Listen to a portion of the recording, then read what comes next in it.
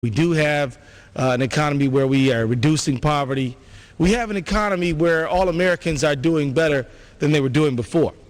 I think it's obvious to everyone, if you reflect back only a few years ago in the late 90s, I think there was a different president in office than the one we have now, that the economy was much better than it is today, and that it is these policies that we've seen over the last 8 years with a Republican House, Republican president that have really led us to the difficult situation that American consumers and workers are seeing today. And so we have a different vision. We have a vision that includes everybody. We have a vision that says that workers should have the right to organize. We have a vision that says that we should have a fair trade policy. We have a vision that says that we need investment in our public infrastructure. We have a vision that says that we need universal health care coverage for all people. We have a vision for an economy, Mr. Speaker, that says that everybody counts and everybody matters. My constituents in Minnesota are letting me know that we've been hit with the foreclosure crisis as well as, stagnant wages. And I'm sad to report to you, sir, that the nation's job market showed clear signs of recessionary conditions as the jobless rate leapt up 0.5% in May alone, from 5% to 5.5%. That's a lot of people.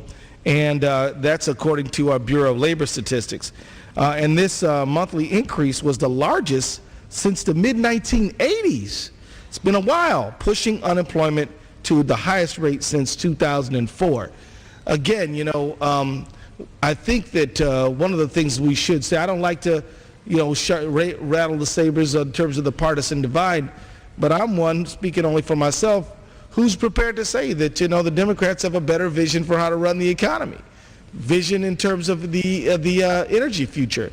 Vision in terms of trying to get some unemployment insurance passed, extended so that people can have a little relief as they try to find that next hard-to-find job. But I think it's important that we see this thing in broad context. We need to have a caring nation, and Americans are caring people, and a compassionate people, but we also are working people, and we want to work. And we also need a vision for a future, because if you're unemployed right now, this might not be a bad time to think about getting some extra education, as long as you can get some unemployment insurance. And if you get that education, maybe you want to think about a green job for a green energy future.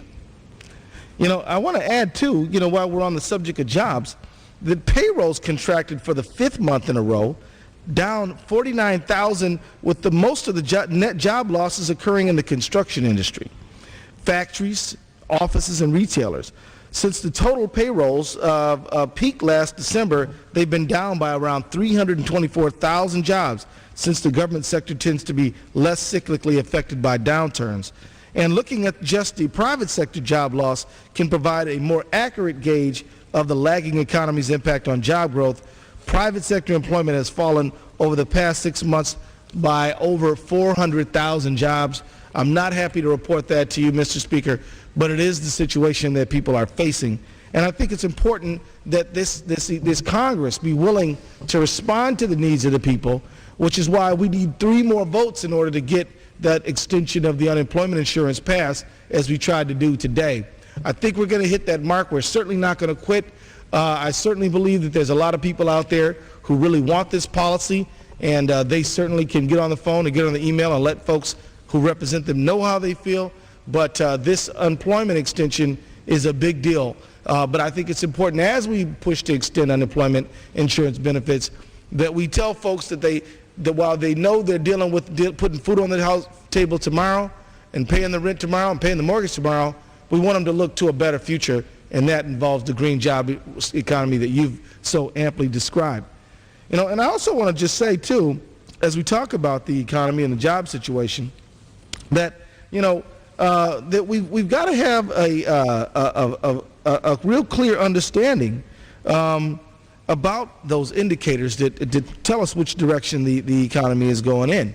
And I'm looking for a time when we can actually set policies in place that really will give Americans the kind of vision that they need, as we talked about just a little while ago.